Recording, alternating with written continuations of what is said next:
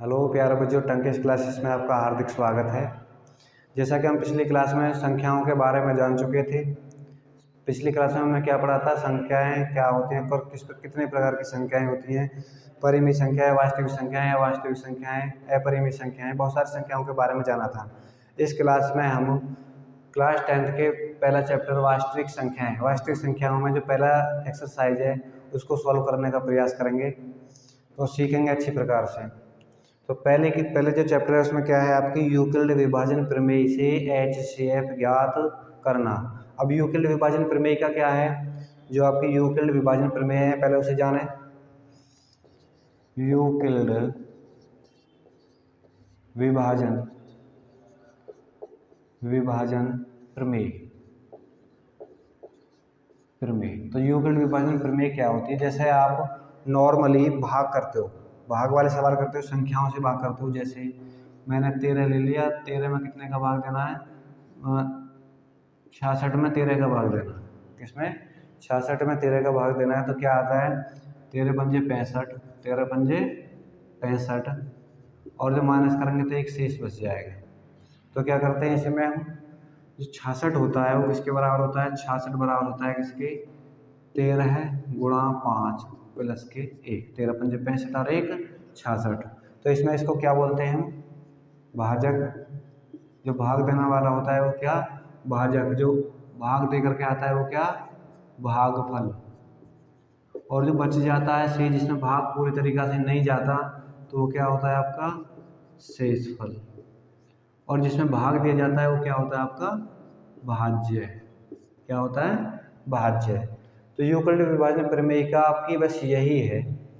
मान लो, मान क्या लें, देखो यदि दो धनात्मक पूर्णांक आ गए, क्या आ गए, दो धनात्मक पूर्णांक, यानी कि प्लस में जो संख्याएं होंगी, जब सभी A तथा B हैं, तब क्या आता है आपका, A और B को किस प्रकार से लिखते हैं, A इक्वल BQ प्लस के R, जहाँ Q और R क्या है, Q और R क्या है आपके, Q आपके पूर्ण संख्या है, पूर्णांक है, पूर्ण संख्या यानी प्राकृतिक संख्या भी कह सकते, पूर्णांक है। यानी ये लिख दो आप, प्राकृतिक संख्या है,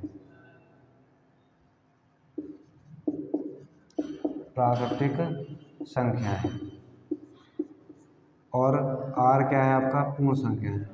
क्या है, पूर्ण संख्या है। पूर्ण संख्या क्या है आपकी, जो संख्या 0 से स्टार्ट होती है, प्राकृतिक संख्या जो आपके 1 से स्टार्ट होती हैं, ये आपके R और Q हैं। अब इसको हम इसके रूप में ही लिखना है। अब क्या है आपका, A तो आपका क्या है, आपका A आपका ये हो गया, B आपका ये हो गया जिससे आप भाग दे रहे हो, A आप जिसमें आप भाग दे रहे हो, B आपका Q आपका ये हो गया जो भागफल आया, और R क्या होगा आपका शेषफल, R फॉर रिमाइंडर। और ये किस प्रकार से हैं, मैं ये भी लिख दे रहा हूँ, R की जो वैल्यू है वो हमेशा क्या होगी, 0 से बड़ी होगी और छोटी होगी किससे, B से। जिससे आप भाग दे रहे हो R की वैल्यू उससे हमेशा छोटी होगी। देखो जो शेषफल आएगा वो हमेशा क्या आएगा, अर्थात R का जो मान आता है यहाँ पर वो किससे, भाजक से, अर्थात भाजक से क्या आएगा, यानी कि B से क्या आएगा, हमेशा छोटा आएगा। R की वैल्यू किससे छोटी, B से छोटी आएगी हमेशा। और कहाँ से लेकर के, 0 से लेकर के, या 0 भी हो सकती है, क्या हो सकती है, 0 भी हो सकती है, लेकिन B से छोटी ही रहेगी। तो ये क्या है आपकी, अब ज़्यादा कुछ लिखने की ज़रूरत नहीं है, आपको ये बता दिया, समझ में आ गया होगा आपके। बस आपको क्या लिखना है, केवल ये लिखना है, जहाँ R की वैल्यू क्या है, 0 से बड़ी और B से छोटी है। A और B मैंने आपको पहले बता दिया क्या है, A और B धनात्मक पूर्णांक हैं। यदि A में भाग दे रहे हैं तो आपका ये आ जाता है, और B में भाग देंगे तो क्या आएगा, B पहले आ जाएगा, A बाद में आ जाएगा, कुछ भी हो सकता है। लेकिन इसे ही हम क्या नाम दे दिया, इस क्लास 10th में इसे दे दिया यूक्लिड विभाजन प्रमेय। अब इसकी सहायता से हमें HCF और LCM ज्ञात करने हैं। पहली ही एक्सरसाइज है आपकी, यूक्लिड विभाजन प्रमेय का प्रयोग करके HCF और LCM ज्ञात कीजिए। अब इस प्रमेय का प्रयोग करके हम HCF और LCM कैसे निकालें, वो हमें देखना है। पहला ही क्वेश्चन है,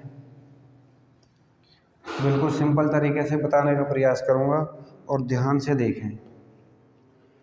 एक आध कोई क्वेश्चन आ जाता है, वैसे आपसे ये नहीं कहा जाता कि यूक्लिड विभाजन प्रमेय से का प्रयोग करके बताइए या गुणनखंड विधि का प्रयोग करके बताइए। आपको तो बस सवाल आएगा, कोई सी विधि से आप कर सकते हो। वैसे आप इसका प्रयोग नहीं करोगे और आपके सिलेबस में है भी नहीं, फिर भी मैं इसे आपको बता दे रहा हूँ। तो पहला क्वेश्चन आता है, एक्सरसाइज कौन सी है? एक्सरसाइज है आपकी 1.1। 1.1 में पहले क्वेश्चन में क्या कह रहा है? क्वेश्चन नंबर 1 का पहला पार्ट ले लूँगा। क्वेश्चन नंबर 1 में कह रहा है कि यूक्लिड विभाजन प्रमेय का प्रयोग करके HCF ज्ञात कीजिए। क्या है, संख्याएं क्या हैं आपकी इसमें? तो देखिए संख्याएं आपको दी गई हैं, पहली 135 और 225। 135 और 225।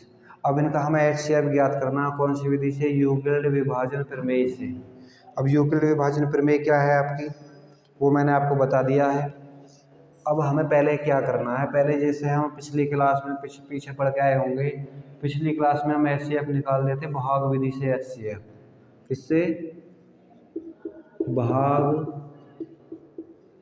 विधि से HCF ज्ञात करना। तो हमें पहले रफली, ये कैसा वर्क है? ये रफ वर्क है, और इसे रफली हमें पहले भाग विधि से HCF निकाल लेना है। HCF कैसे निकालें? देखो पहले क्या करते हैं, दो संख्याएं दी गई हैं तो सबसे पहले हम सबसे बड़ी संख्या में उससे छोटी संख्या का भाग देते हैं। जैसे 225 है, 225 में कितने का भाग देना है? 135। इसमें देखो छोटी 135 है, बड़ी क्या है? 225 है। जब इस 225 में कितने का भाग देंगे? 135 का भाग देंगे।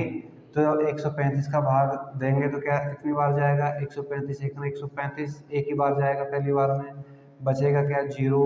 12 में से 9 3 गए 9, और यहाँ पर 1 में से 1 गया 1, 90 बच गया। अब फिर से हमें 90 में किस में भाग देना है? जो पहला भाजक था उसमें भाग देना है। जो पहला भाजक था उसमें भाग देना है किसका? जो शेष बचेगा, शेष फल का।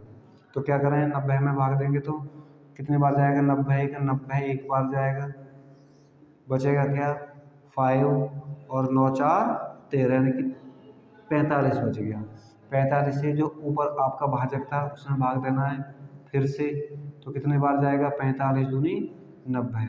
भाग कब तक देना होता है? जब तक कि कुछ भी शेष ना रहे, अर्थात शेष फल क्या बचे? 0 बचे।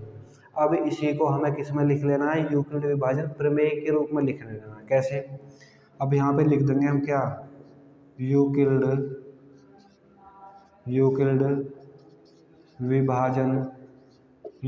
विभाजन प्रमेय से। यूक्लिड विभाजन प्रमेय क्या कहती है?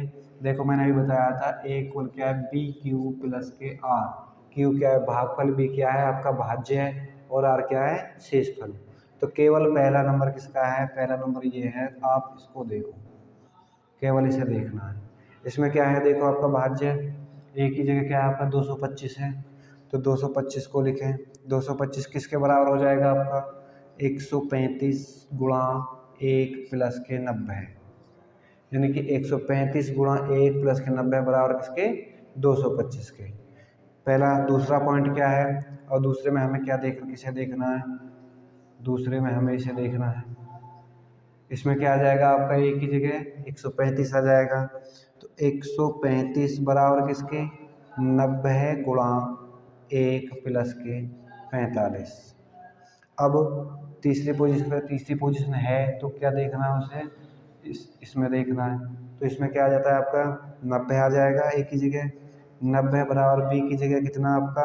45 गुणा Q की जगह कितना है? 2, 45 दूनी 90 प्लस के शेषफल क्या बचा, कुछ नहीं, तो 0 बचा। जब आपका शेषफल 0 आ जाए, जब यहाँ पर आर की जगह क्या आ जाए आपका 0 आ जाए, तब हम कह सकते हैं HCF। HCF किसका, 135 और 225 का। तो 135 और 225 का जो HCF होगा वो क्या होगा आपका, देखें जब 0 आ जाए, जो आपका भाजक होगा अर्थात B के स्थान पर होगा, किसकी जगह, B के स्थान पर होगा। यहाँ B है, ये Q है, ये R है। जब R का मान 0 आ जाता है, जो B के स्थान पर होता है, उसी को हम क्या बोलते हैं, आपका HCF बोलते हैं। क्या बोलते हैं, HCF। तो आपके बात ये मैं समझता हूँ समझ में आ गई होगी। HCF इस प्रकार से हम यूक्लिड विभाजन प्रमेय का प्रयोग करके निकाल सकते हैं। पहले आप रफली वर्क ऐसा कर लें, ऐसा कर लेते हैं तो हमारे इस प्रकार से लिखने में कोई भी दिक्कत नहीं होती। जो आपको नोटबुक में लिखना है इस प्रकार से लिखना है। तो आपके बात समझ में आ गई होगी। तो ऐसा ही क्वेश्चन, एक और क्वेश्चन लेकर के चलते हैं हम, और भी जो डाउट होगा वो क्लियर हो जाएगा। तो क्वेश्चन नंबर है आपका, कोई भी एक उदाहरण ले लें, क्वेश्चन से अलग थोड़ा सा, क्वेश्चन से अलग कोई भी उदाहरण ले लें। तो इस सवाल को आप नोटबुक में कर लें, अब किताब का बुक सवाल है और इससे कर लें। तो देखें, कोई भी उदाहरण ले लें अपनी तरफ से उदाहरण ले रहा हूँ मैं कोई भी। क्या है आपका 140 और 650 मैंने ये ले लिया। इन दो संख्याओं का हम यदि HCF निकालें तो कैसे निकालें भाई, दोनों संख्याओं का हमें HCF निकालना है। तो वही विधि अपनानी है, पहले रफली वर्क करना है। 650 में कितने का भाग, 140 का, कितनी बार जाएगा, 5 चौक 20, 5 1 5 और 2 7, 4 बार जाएगा। कितनी बार, 4 बार। 4 0 0, 4 चौक 16, 4 1 4 और 1 5, कितना बचेगा 0, 9 6 15, 5 में से 5 गया 0, कुछ नहीं बचा। फिर से अब 140 में डिवाइड करना है, कितने का, 90 का, तो कितनी बार जाएगा, एक बार जाएगा, 90 1 90, बचेगा कितना 0, 9 5 14। अब फिर से कितनी बार जाएगा, देखें अब कितने भाग देना है आपको, 90 में, तो कितनी बार, 45 1 50 1 50 बटे कितना 0 और कितना 4। अब कितनी बार जाएगा भाई, देखो किस में भाग देना, 50 में, तो 50 40 1 40, 40 में भाग दिया तो कितना बचा 10। अब किस में देना, 40 में, तो 40 1 40। अब कोई शेषफल नहीं बचा। जब शेषफल नहीं बचा तो इसको किसके रूप में लिख लें, यूक्लिड विभाजन प्रमेय के रूप में लिख लें। तो यूक्लिड विभाजन प्रमेय से, यूक्लिड विभाजन प्रमेय से। अब यूक्लिड विभाजन प्रमेय क्या कहती है, ये कहती है r की वैल्यू क्या 0 से बड़ी और r की वैल्यू b से तो छोटी है और 0 से बड़ी या उसके बराबर हो सकते हैं। 0 आगे लास्ट में, जब लास्ट में 0 आगे, चलो मैं इसे क्रॉस चिन्ह में लगा करके 0 ही लिख रहा हूँ, कन्फ्यूजन दूर हो जाए, कभी कन्फ्यूजन हो जाए। तो देखें अब क्या करें इसे, पहला तरीका क्या, पहले इसको लिखना है हमें, पहले इसे लिखें। तो इसमें लिखने के तो क्या आ जाता है आपका 650 इक्वल किसके 140 गुणा 4 प्लस के कितना 90। अब किसे लिखना है 140 को, मतलब इसे लिखना होता है, ये जो होता है 140 को क्या लिखें 90 गुणा 1 प्लस के 50। अब किसे लिखें हम 90 को लिखें, 90 बराबर किसके आ जाएगा आपका 50 गुणा 1 प्लस के 40, ये आ जाएगा। अब किसे लिखें 40 को लिखें, इसको लिखें 40 को, 40 किसके बराबर लिखा जाएगा 10 गुणा 40 बराबर किसके, हाँ 10 गुणा 4 प्लस के 0, 10 चौक 40, 0 आ जाएगा 4 आएगा भाई, यहाँ पर कितना है 4 है आपका। तो इस प्रकार से लिखें तो शेषफल कितना आ गया आपका 0 आ गया। तो हमारा ये 10 जो होगा क्या होगा HCF हो जाएगा। अतः हम लिख देंगे, अतः क्या लिख दें HCF 140 और किसका 650 का जो HCF आया, कितना आया निकल के आपका 10 आ गया। तो इस प्रकार से हमें इन सवालों को सॉल्व करना है और पहली बार में ही वहाँ तक हमें डिवाइड करना है जब पूरा पूरा चला जाए। ऐसा हो सकता है कि हमें दोबारा से भाग देना पड़े फिर से इसी में, जैसा कि अभी क्वेश्चन में बताया जाएगा आपको दूसरे नंबर के क्वेश्चन में। ऐसा हो सकता है वो संख्या बड़ी हो 140 से और भी भाग चला जाए, तो पहले भाग दे लें पूरा जितना जा रहा है, जो शेषफल बचता है उसमें फिर जिससे हम भाग देते हैं उसमें भाग देना होता है, उससे शेषफल से जिससे हम पहला भाग दे रहे होते हैं उससे भाग देना होता है। कैसे भी पता चल जाएगी। ऐसा भी हो सकता है पहली बार में पूरी तरीके से विभाजित हो जाए। तो देखें क्वेश्चन नंबर 2, पहले का question number 2 part. Question number 1 का कौन सा पार्ट है? सेकंड पार्ट है। सेकंड पार्ट क्या है आपका? 196 और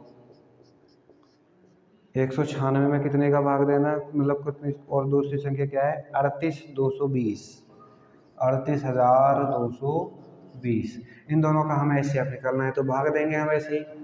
किसमें? 38220 में कितने का भाग देना है? 196 का। तो पहली बार में कितने बार जाएगा? एक बार। भाई एक साथ तो हम पूरी संख्या में भाग नहीं दे सकते, तो पहले हम 3 अंकों में दे लें। तो 196 196 आ गया, माइनस करेंगे 12 में से 6 गए 6 और 7 में से 9 जाएंगे तो 9 और 8 17 और 2 में से 1 गया तो 1। अब उतारना क्या है हमें? 2। अब कितनी बार जाएगा? 9 बार चला जाएगा लगभग। तो 9 बार जाएगा तो क्या करें? 9 छक्का 54 का 4, 9 नाम 81 और 5 86, 86 का 6 हासिल 8, 9 1 9 और 8 17, 9 बार चला गया। अब कितना बचेगा? 12 में से 4 गए 8 और 12 में से कितने चले गए? 4 जाएंगे तो 8 5, 5 में से 15 में से 6 जाएंगे 9 बचे और यहाँ पर कितना बचा? 7, 98 बचे। कितने बचे? 98। उतारना कितना है हमें? अब उतारना है 0। अब कितनी बार चला जाएगा? देखो 6 बार चला जाएगा लगभग। कितनी बार जाएगा? 6 बार। 6 बार चला जाएगा, 5 बार जाएगा। 8 4 12 9 और यहाँ पर 7 बचेगा तो 7 में 7 है 0, 5 बार जाएगा लगभग। 5 से भाग देंगे, देखें 5 6 30, 5 नाम 45 और 3 48 का 8 हासिल 4, 5 1 5 4 9, 5 बार जाएगा। तो कोई शेष नहीं बचा। जब शेष नहीं बचा तो इसको हम यूक्लिड विभाजन प्रमेय के हिसाब से क्या लिख सकते हैं? देखो पहले हमने पूरी संख्या में भाग दिया है। किसमें दिया है? पूरी संख्या में। जब पहली बार में कोई शेष नहीं बच रहा तो क्या लिख सकते हैं हम इसे? यूक्लिड विभाजन प्रमेय से। यूक्लिड विभाजन प्रमेय से। यूक्लिड विभाजन प्रमेय से क्या लिखना है? बस इसी के रूप में लिखना है। कैसे लिख दें? 38220 इक्वल 196 गुणा 195 प्लस के 0। अब आर जब आपका 0 आ जाए, क्या आ जाए? आर आपका 0 आ जाए तो एचसीएफ क्या होगा? अतः एचसीएफ क्या आपका? किसका एचसीएफ? 196 और 38220 का जो आपका एचसीएफ है वो क्या होगा? आपका एचसीएफ जो आपका ये होगा जिससे हम डिवाइड करते हैं, अर्थात 196 आ गया। तो एचसीएफ कितना है आपका? इसका 196 आ गया। तो मैं समझता हूँ अब आपके बात समझ में आ चुकी होगी। बाकी का जो थर्ड क्वेश्चन है उसे अपने आप से सॉल्व करने का प्रयास करें और अच्छे से वीडियो को पीछे मतलब बैक करके देख सकते हैं जहाँ से बात समझ में आए, और फिर भी समझ में ना आए तो कमेंट में ज़रूर डालें। जब तक आप क्वेश्चन नहीं करोगे तब तक आपके गणित समझ में नहीं आएगा। समझो आपके कोई दिमाग में क्वेश्चन बनना है और उसका आंसर आपको नहीं मिलना है तो इसका मतलब ये है आप पढ़ रहे हो। अगर यदि आप क्वेश्चन नहीं बनता है आपसे, आप ऐसे जो बता दिया उसे करते जा रहे हो तो इसका मतलब ये है आप पढ़ नहीं रहे हो। तो इस बात का हम ध्यान रखें, करें, कोशिश करें। नए सवाल अपनी तरफ से उदाहरण दे सकते हैं और उन्हें करने का प्रयास करें। तो आगे का जो क्वेश्चन है क्वेश्चन नंबर 2। तो क्वेश्चन नंबर 2 में यूक्लिड विभाजन प्रमेय का हमें प्रयोग करना है और ये बताना है कि कोई पूर्णांक किसके रूप में विषम पूर्णांक है और ये सम पूर्णांक है, उसके बारे में हमें बताना है। क्वेश्चन नंबर 2 को ध्यान से देखें भाई। क्वेश्चन नंबर 2 को ध्यान से कैसे देखना है? देखिए इसी प्रमेय का प्रयोग करना है, यूक्लिड विभाजन प्रमेय का प्रयोग करना है। तो ये कह रहा है सवाल में, सवाल को लिखे दे रहा हूँ पहले मैं बोर्ड पर। सवाल क्या है, दर्शाइए कि कोई धनात्मक विषम पूर्णांक, क्वेश्चन नंबर 2 दर्शाना है। दर्शाइए कि कोई धनात्मक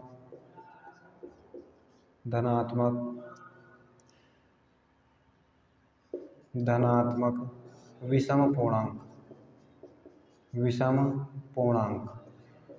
कोई भी पूर्णांक हो सकता है लेकिन वो विषम होना चाहिए। विषम पूर्णांक 6q+1 या 6q+5 के रूप का होता है, ये आपको बताना है। थोड़ा सा ठीक से लिख दूं,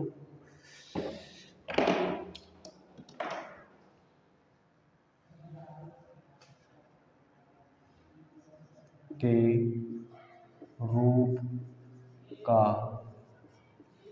होता है,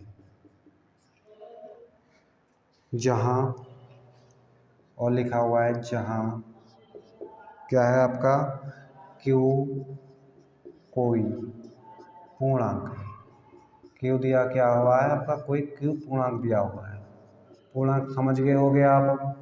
पूर्णांक क्या, प्लस में संख्याएं और माइनस में संख्याएं जीरो सहित। तो ये पूर्णांक की कहानी मैंने आपको पहले बता दिया था। तो ये नंबर आपको बार बार रिपीट होकर के क्वेश्चन में आते रहेंगे। उनका प्रयोग कैसे करना है। धनात्मक पूर्णांक का मतलब है प्लस में जो सारी संख्याएं होती हैं, और पूर्णांक कौन से, जैसे 1 2 3 4 5 6 जीरो सहित। क्या, जीरो सहित। धनात्मक कह रहा है, ऋणात्मक कह रहा है तो माइनस में आता है। ठीक है, तो इस बात का हमें ध्यान रखना है। अब इस सवाल को कैसे सिद्ध करें, आपको ये बताना है कि 6q+1 हो, 6q+5 हो, ये क्या है आपके धनात्मक विषम पूर्णांक को दर्शाते हैं। धनात्मक विषम पूर्णांक कैसे दर्शाते हैं, जैसे 6q+1 है, q इक्वल, हमने क्या, q क्या करा, q कोई पूर्णांक है, q क्या है, कोई पूर्णांक है। तो पूर्णांक जो दे दिया आपको 6q+1 दे दिया। अब q कोई पूर्णांक है, q का मतलब क्या है, q की वैल्यू किस हो सकती है, 0 1 प्लस के 1 2 3 माइनस के 1 -2 -3, इनमें से और भी अनंत तक बहुत सारी संख्या हो सकती हैं। यदि हम q का मान इनमें से लेते हैं तो ये हमारे विषम आने चाहिए। कैसे विषम आने चाहिए, देखो q की वैल्यू कुछ भी ले लो, -2 ले लिया, 6 गुणा -2 + 1 बराबर किसके, 6 दूनी 12 -12 + 1, अर्थात कितना आ गया, -11 आ गया। और -11 क्या है, विषम पूर्णांक है। क्या है, विषम पूर्णांक है।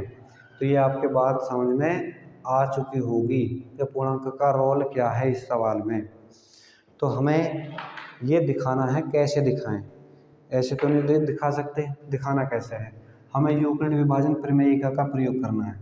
मान लो, क्या मान लें, माना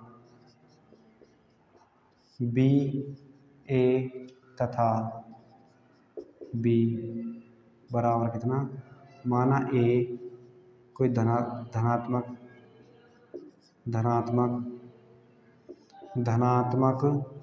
पूर्णांक है तथा बी इक्वल कितना है, जो इसके मल्टीप्लाई में हो, सादा सीधा वो मोस्टली वही मानती है, सीधा पूछा जाता है। यदि वर्ग पूछा जाता है, घन पूछा जाता है, तो उसमें हम थोड़ी छोटी संख्या मान लेते हैं, जिससे सवाल सरल हो जाता है। आगे आएगा सवाल बता दिया जाएगा। तो बी इक्वल क्या मान लें हम, 6 मान लें, 6 दे रखा है ना, तो 6 को माने सरल, क्वेश्चन सरल हो जाता है। 6 मान लें, 6 मान लिया, बी इक्वल 6 मान लिया। यूक्लिड विभाजन प्रमेय का क्या है, तब यूक्लिड विभाजन प्रमेय से, यूक्लिड विभाजन प्रमेय क्या कहती है, तो देखो यूक्लिड जो विभाजन प्रमेय है वो क्या कहती है आपकी, a equal B Q plus के आर की वैल्यू क्या है, 0 से बड़ी या बराबर और छोटी किससे, b से। b की जगह हमने क्या माना है, 6। तो इसको ए और बी को हम किसके रूप में लिखें, इसके रूप में लिख लें।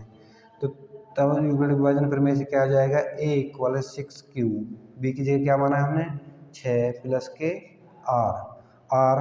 अब आर की वैल्यू क्या है, आर की वैल्यू क्या होंगे, देखो 0 से बड़ी होगी और क्या होगी बी से छोटी, यानी कि 6 से छोटी होगी।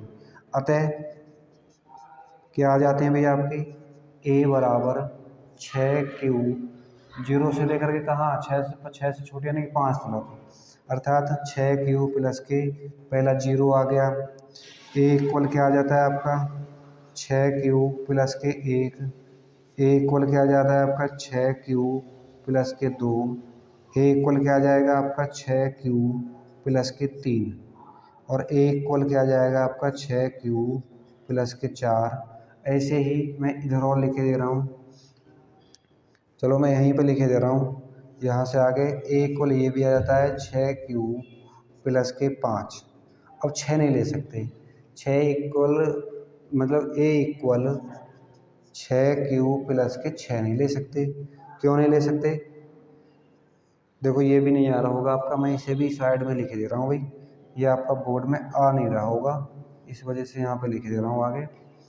क्या ए इक्वल 6Q प्लस के 4, ए इक्वल 6Q प्लस के 5, ए इक्वल 6Q प्लस के 6। 6 नहीं आएगा, 6 क्यों नहीं आएगा, क्योंकि जो आपकी आर की वैल्यू है वो क्या है 6 से छोटी है।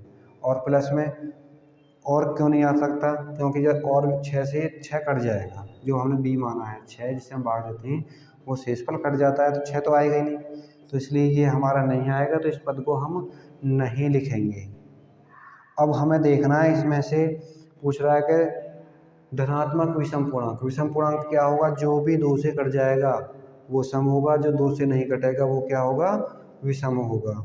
तो इसमें 2 से कौन कौन सा नहीं कट रहा, देखो पहले को चेक कर लें, ए इक्वल क्या है 6Q है, 0 को लिखो या मत लिखो, और इसे हम 2 से काटें तो क्या आता है 2 तिया 6, 3Q आ गया, इसका मतलब पूरा पूरा कट गया, तो इसलिए हमारा ये पार्ट विषम पूर्णांक नहीं है।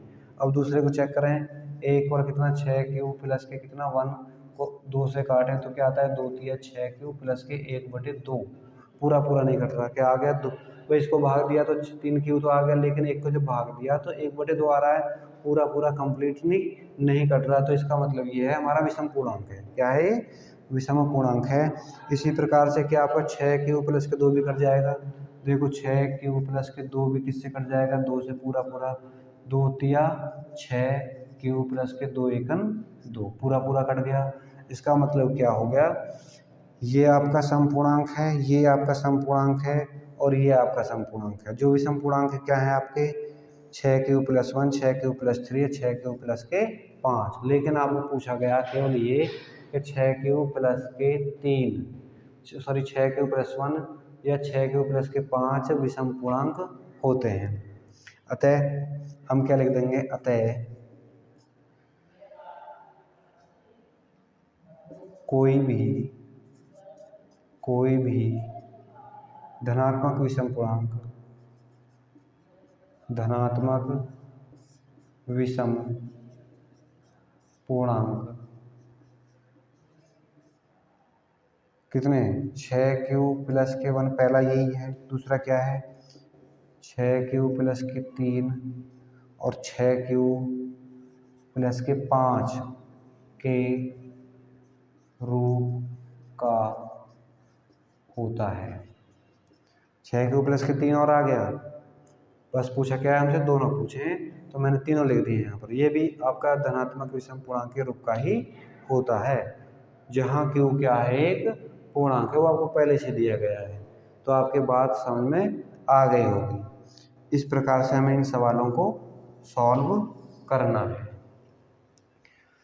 तो आगे का जो क्वेश्चन है क्वेश्चन नंबर 3, क्वेश्चन नंबर 3 और क्वेश्चन नंबर तो मैं कराऊंगा, 3 को मैं कराऊंगा, और क्वेश्चन नंबर 4, क्वेश्चन नंबर 5, सारे क्वेश्चन मेरे ही कराने के, लगभग 3 को आप करना है, HCF ज्ञात करना है केवल इसमें, जो HCF निकाल लोगे आप वही आंसर हो जाएगा।